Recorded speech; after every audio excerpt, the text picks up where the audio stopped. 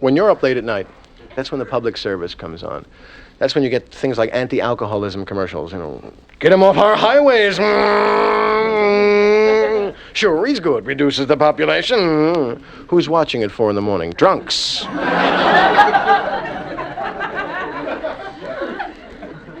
You have those pathetic ones that really put you right down, Hello, I have 1 kidney. I'm going to die next week.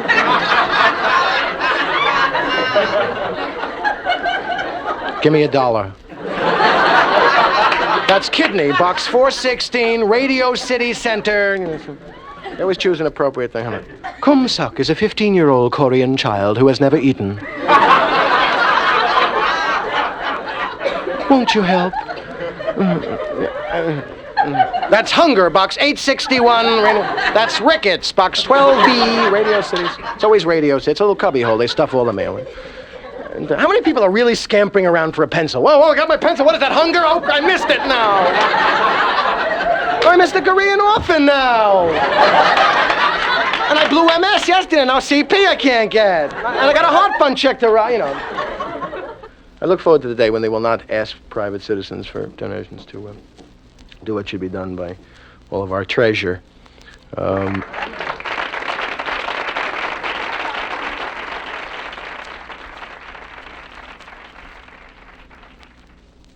You know what they're showing again? My little Margie. My little Margie. There, she was quick. Oh, she quick. Hello, Dad. Miss Odette tonight. I'm going to go down and cause some mischief. Hello, Dad. Dad. My little Margie was the first television heroine on Speed. Hello, Dad. Tremendous amount. She had the metabolism of a hummingbird. Has to eat 3 times her body weight to survive. And hello, Dad. I'm going to go down and get a steak. Keep going. Mrs. Odette's this cryptic 90-year-old woman. How Maggie, I haven't had so much fun since, she's ready to die any minute. And so she's happy for whatever she can pick up and kicks. And Willie Best, the black guy who played the elevator operator, who personally set back race relations in this country 50 years with his portrayal of a frightened, psychotic elevator operator. Oh, Willie, would you come with us on this mischief? No, Miss Margie, I can't leave my room. So they had him in a permanent drug-induced state of catatonia so his eyes would roll properly for the takes. It was a hell of a thing to accomplish. And, of course, the boss, Albright, if your daughter gets in one more thing, remember him? Mr. Honeywell, the boss. Albright, if he looked like community chest, you have won $10 in the beauty contest. That white mustache. Albright, if you're not... And, of course, the father himself, Mr. Albright, with the New England accent and the very high voice that kept him out of really being a success in talkies. Oh, Maggie. Oh, you poor old father, Maggie. Oh, you're going to put... Oh, Maggie. This kind of impotent, castrated image of it. Oh, Maggie. Oh, where are my balls? Oh, here they are, Dad. Miss Mrs. Odette.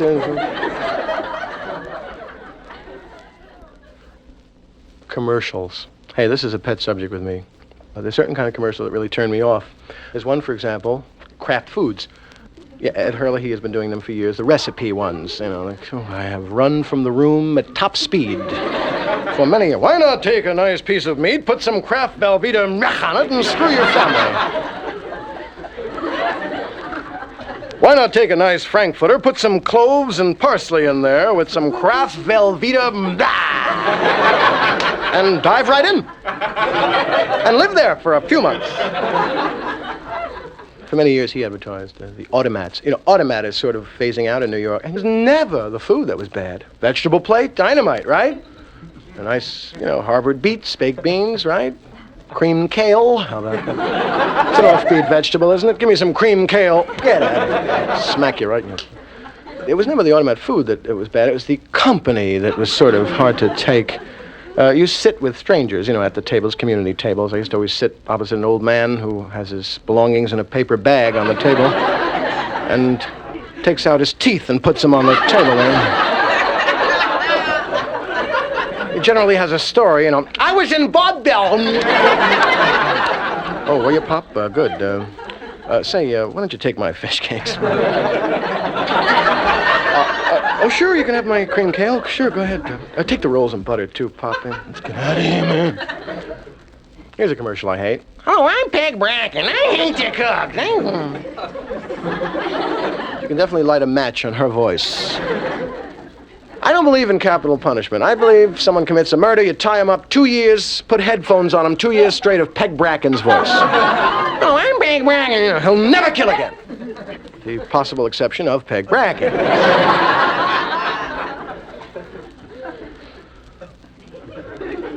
You know, one really horrible commercial that women should be pounding the door down. This is the Geritol. This commercial is a real loser. First of all, they're losing their old market. See, traditionally that was the market, right? But, of course, inflation being what it is, and the fixed income being what it is, old people no longer have money to flitter away on like Geritol. They have to squibble it away on frivolous things like food, you know. An extra apple, good. It's really, you know, and so consequently they're like heading at a whole new audience now. They have this very attractive middle-aged woman, 42 or so, on television, doing things, living, acting, very pretty. And they have her husband's voice underneath going, my wife. I don't know how she does it. Brings up the children, takes them to school, does the laundry, goes to the bathroom twice a day. Takes Geritol. My wife. I think I'll keep her. Where does he come off to have the nerve? Really? She has to come before him every day. Will you keep me one more day, honey? One more day, honey. Move along then. Get back to the kitchen. I don't like insecticide commercials. It's a typical American kill mentality. To personalize them, make them human-like in terms of an animation. They make me love them, then they annihilate them. Why don't they make them impersonal vermin? Instead, they have to have them cute, doing the bebop in your kitchen. Hey, baba, reba, hey, baba, reba, hey, baba, we're sure having a ball, hey. And I love them. And suddenly this cry of terror, Jigger's right! And in comes this big fascist bottle. Self-righteous, hands on hips, and looks around and gives them the old spray. Not satisfied. Poof! They animate graves and crosses, and then kills them dead, dead, dead. The words are big. Unbelievable. But no cockroach I ever knew worth his weight in anything could kill less, you know. Hey, Bobber, Jigger's raid! Who gives a shit? Hey, Bobber. Hold your nose, Frankie! Hey, Bobber.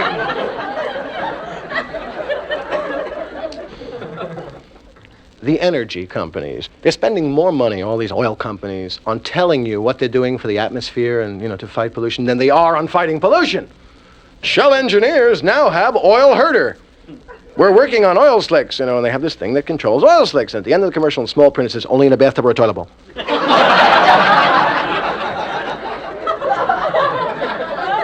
Anything larger than a bathtub, and you've got to have the oil slick. How about this? I don't know anything about gasoline, but I do know deck shoes. And if Shell can make good deck shoes, it figures they can make good gasoline. Thank you. And we're sitting home watching, gee, that makes sense, doesn't it? They have the most impressive voices doing their commercials. Amoco had a commercial running for a long time. They've taken off now. This really self-righteous thing. Guy with a work shirt and a guitar. Just an ordinary guy representing just an ordinary American oil company. Singing, what can one man do, my friend? What can one man do? Searching, thinking, conscience, to fight pollution in the air that's coming out from everywhere. And then they have him taking his baby home from the hospital, and he says confidently underneath, I like Amoco. I'm glad I use it. Of course, what comes out of the pipe now with Amoco is good for my baby. What can one man do, my... I'd like the president of Amoco to put his mouth on the exhaust pipe of a new car with Amoco chugging in it. You'll see what one man can do, my friend.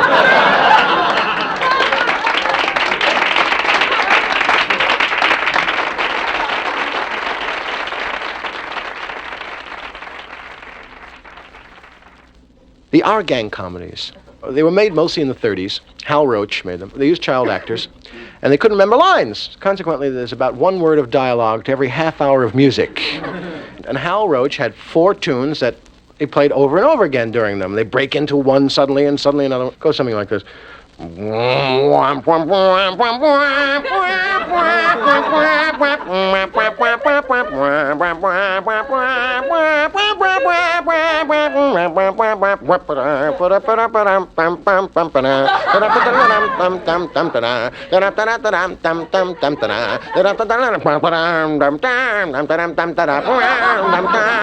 Opening shot, 5 kids sitting on a curb with a dog with a circle in his eye, doped out. I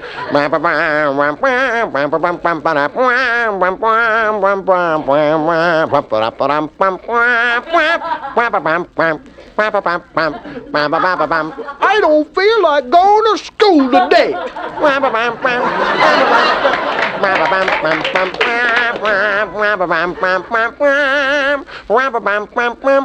Me neither. In that way of overacting that only kids have. How about you, Stymie? Little black child. I'm too scared to do it. Always frightened. His hair in a perpetual state of rising, at all times, rolling his eyes. And they even asked the dog, you want to go to school, Petey? No, he doesn't want to go to school either. And, of course, the rich kid's chauffeur. Master Martin, your mother wants you in the limousine and home this instant. And put on your back brace. Oh, gee! The moral was simple. It's no fun to be a millionaire's child during the Depression.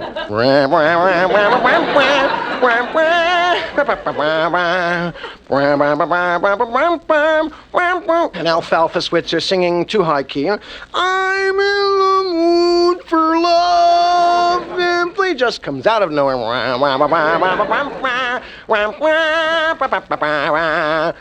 They decide they're going to play hooky, have measles, and they take a strainer and spat black paint through it.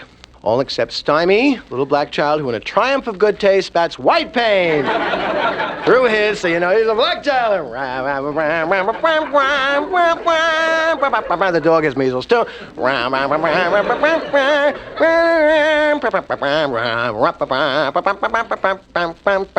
And along comes the truant officer, usually Edgar Kennedy, or some guy that pulls hair out of his head, slow burn. And everybody in the 30s always said, say, before they said anything. Say, what are you kids doing?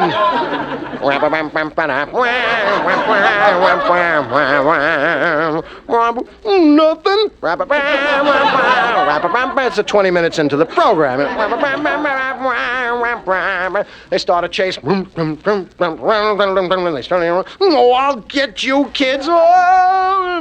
Finally, it turns out the kids at school had ice cream and cake, didn't even have to learn at all, and they missed out, and there's a moral. We'll never play hooky again.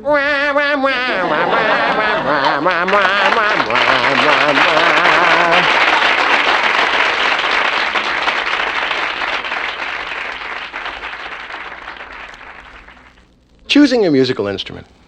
Comes a certain time in your life as a child, your father grabs you and said, you must learn a musical instrument. You're 11 years old. You'll have to work your way through college. Choose it. I went for flash, saxophone. He said, come here. Take a flute. Don't be a schmuck. It's light. Carry it around, the little thing. You put it in your pocket, you go home. It's light. There were suggestions of accordions. Forget it. I can't take an accordion. I heard the arguments were, oh, it's a hell of an instrument. It's an orchestra in itself. You can take it anywhere. It's mobile. I think an accordion's groovy if you happen to be in a prisoner of war camp. If you don't have access to real instruments. Hey, solid for our show, Lieutenant. One of those.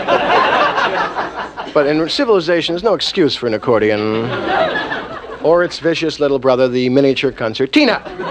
Which is so fond you may remember of sea voyages. Hee-ho-dee-ho-dee, shiver me timbers, captain's got the fingers. Big pirate becomes a fruit there with a little rag on his head and Emily written on him. I love organ if they play Bach or something, but roller rink organ turns me right off. That kind of thing they advertise on television lately. Play the organ at home, amaze your friends. Da da da da da da da da da da. And they play a tune that, of course, everyone whistles all day long, Red River Valley. Da da da da da da. Fun for the entire family. Da da Because you use the colors, blue, orange, purple, green, chartreuse. And if you go to someone else's house, let me play your organ, you sit down, where are the colors? A girl with pigtails with her hands on her chin, you know, da, da, da, da. And they have this boy set up to go, hey, Dad, play Red River Valley again. Why, okay, Tad. Da, da, da, da, da, da.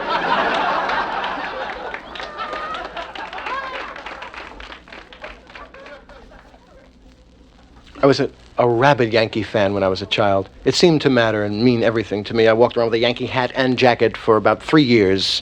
The hat was removed by surgery on my 12th birthday. I had an NY on my head.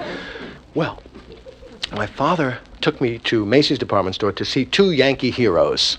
And I was there early. I was there 3 hours. And they were late. And what a tremendous thrill it was when my hero arrived drunk. And I said, gee, Hank, how many games did I win the series by? And he went, you Yankee Junior, young fella? And he began to wink, which is a good way to patronize children. Hey, young fella, you know, you Yankee Junior? I'm a Yankee Junior, drunken bastard. I'm a young fellow. I'm 9 years old. I might go the wrong road now. Just by seeing you here in Toxic, you know, I didn't say that.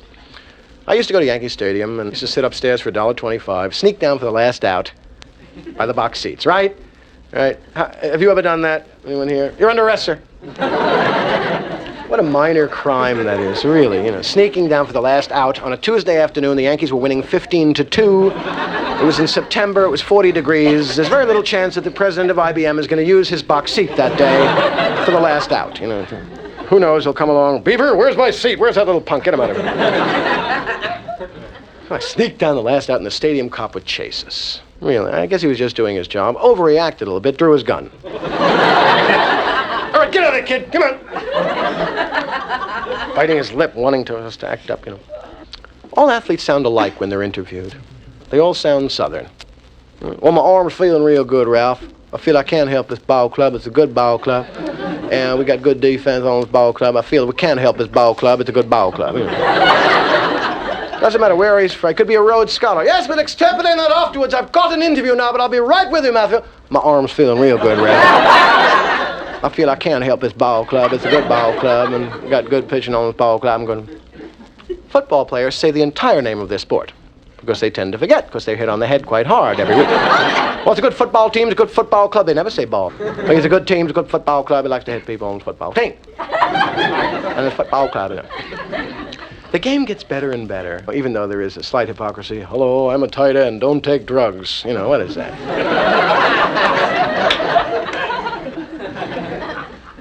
I'm a tight end. The game of football gets better and better, you know, incredible, vicarious crashing of men, but the halftime show really stinks.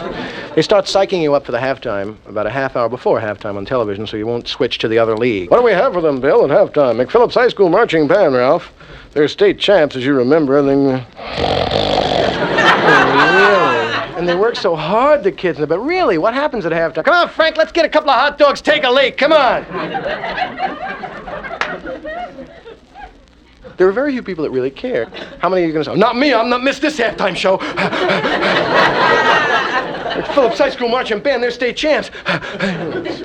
They always pay tribute to something, a salute to, you know. And now, the McPhillips High School marching band, under the direction of J. Carlton Blander, will pay its tribute, to mayonnaise. Let's start doing a scatter step, form a gigantic mayonnaise jar in the field. And one kid missed practice, doesn't know where to go with a trombone. He's running around like a chicken without a head. From the stands, it looks like a fly in the mayonnaise jar. And they're announcing it's a fly in the mayonnaise jar, Bill. It's very clever. First thing you do is unscrew the top off the cap of the jar. Now, the band will show the history of mayonnaise through the years. First, there's turkey salad. Always an appropriate tune. They form a turkey on the 20-yard line. The turkey lays an egg that walks to the 50. The egg bows to the veterans, walks back. joins the turkey at the 30 in perfect sequence. And now a gigantic bottle of ketchup beats the mayonnaise at the 50-yard line, forms Russian dressing. From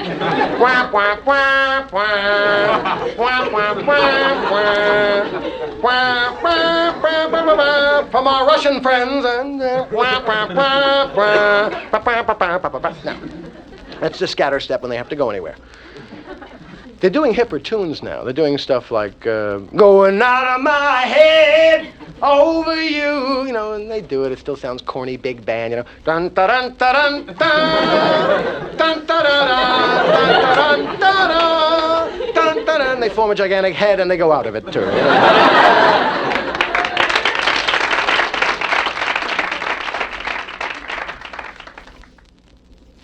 The meaning of words. As a child, certain things were couched a certain way. For example, my mother gave me a note to give the druggist and said, Robert, your sister is unwell. Take this to the druggist. I said, I don't unfeel like it. What is this on? Did you have that where they've used phony names for real things because of their own self-consciousness and embarrassment? Robert, don't touch your poo-poo. Henry, get your hands over your tsutsu. Hildegard, you made a boom-boom. Excuse yourself and leave the table. We don't make boom-booms at the dinner table, and leave your punky alone. And we'll talk about your toddies Tuesday when Aunt Rose comes. You've got a dungy in your nose. If you've got to make a TT go while the boo-boo is warm. We cannot have this. Well, the world ain't like that, When you grow up, a doctor is not going to examine you and say, I'm afraid it's your poo-poo, bub. We're going to perform a poo-pooectomy, I'm afraid. Do you have Blue Cross? Fine, we'll get a room for you. The draft board was a very humiliating experience for me, but they did not go, all right, men, line up, show your tutus to the sergeant, let's go. I said tutus, soldier, not poo-poos.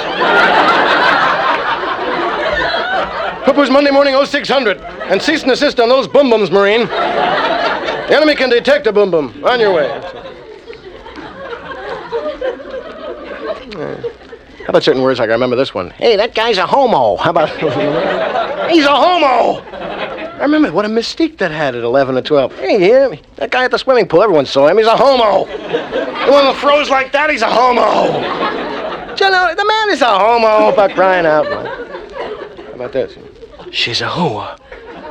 I think she's a hoa, man. The one with the wig. No, not him, he's a homo. The one next to him, she's a hoa. Homo, who? I remember I once looked on a bottle of milk, it said homo. I went, poo! Puh!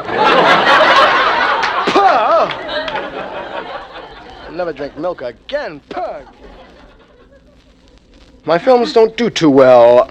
I had one now, last one, Rivals, is currently now in a double feature in Far Rockaway with Fuck Me, Whip Me, Kill Me, Suck Me.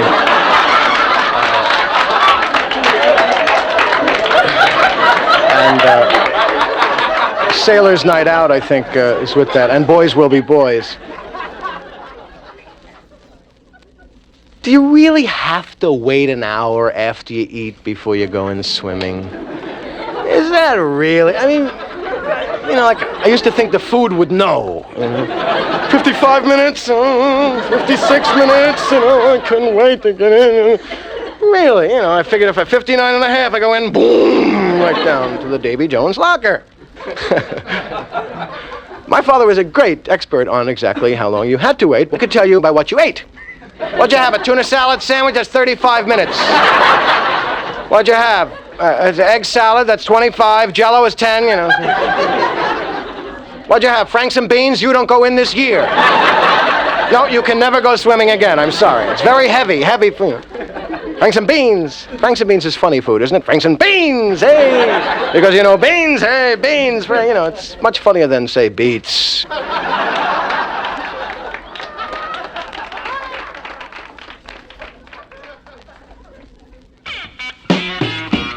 This blues song is dedicated to those modern-day blues singers who were deprived of a deprived childhood. Have they the right to sing the blues?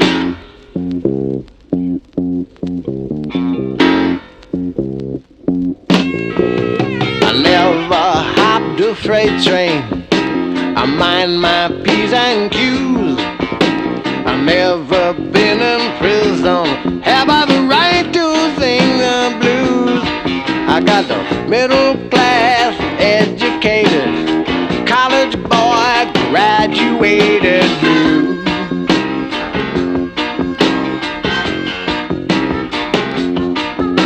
I work 9 to 5, baby. I watch the Walter Cronkite news.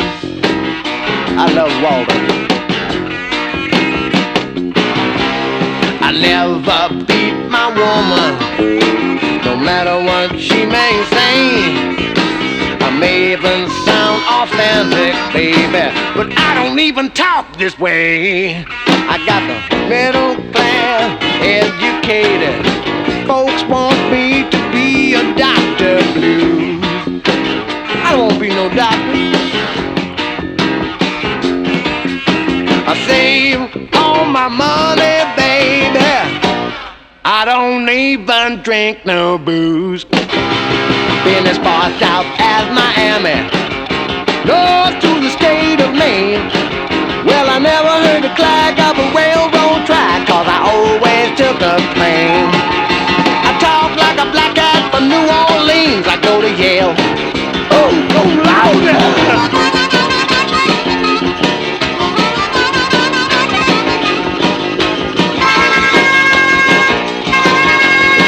That lonely train whistle tonight that I never heard.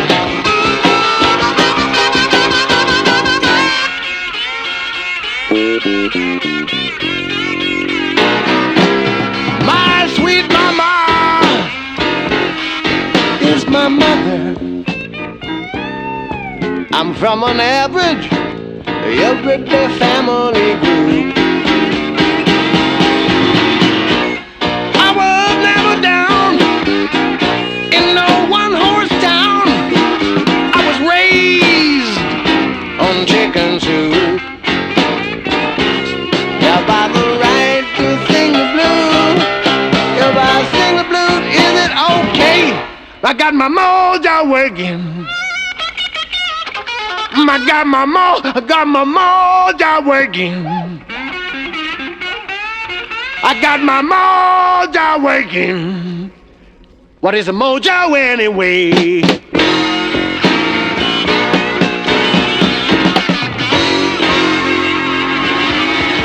Right on. I carried the New York City flag in the assembly. At PS 94, that's the blue flag there. You may remember the emblem on it of the white man gypping the Indian. We're very proud of our flag. I was 11 years old, a small kid with a gigantic flag, the Marine regulation size. You know, I had a strap around here with a little Parcheesi dice cup at the bottom to catch the flag, and ooh, did that hurt. You could be impaled in anything but patriotism. When you're holding that heavy flag, you know, at the risk of dropping it, everything seems extra long. Some illiterate kid used to read the Psalm. You're not allowed to do that anymore. I think they cut it out because it was boring. I don't think there were any religious things involved. You know. They just chose illiterates to read the Psalm, being prompted by a teacher. Lord is my shepherd. Shepherd, I shall not want. He maketh me like. And everyone's going, including God. Let's go with him. A little earthquake to cause in Argentina in 20 minutes. Go. There was always a policeman who came to teach you how to cross the street. You know, it was uncomfortable. Oh, boys and girls, oh, let's see your gun. You know, they didn't care about that. They know how to cross the street. You know. He brought still shots, you know, of people crossing the street. Ridiculous shot of the man with his foot out crossing the street. Just holding it there with his foot out.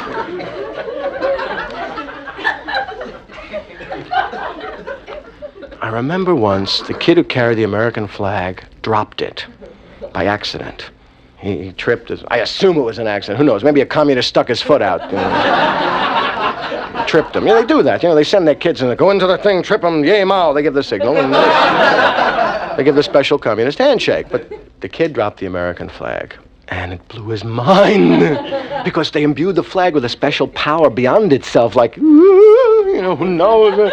he started to bend down and kiss the little gold fringes on the side, those little titsis things, you know, on the side. Under the approving eye of an adult teacher. That's it, kiss the broadcloth. Very nice, you know. Give it a nice kiss, that'll make everything all better, you know. Children fantasize. Somebody like George Washington's gonna pop out. Hey, you'll drop me!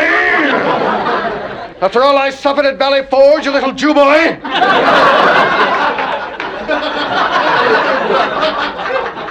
They wouldn't let me say Jew boy on the Tonight Show. You know, NBC, they got uptight. You get too many letters from Alabama. Say, why don't you say Jew bastard?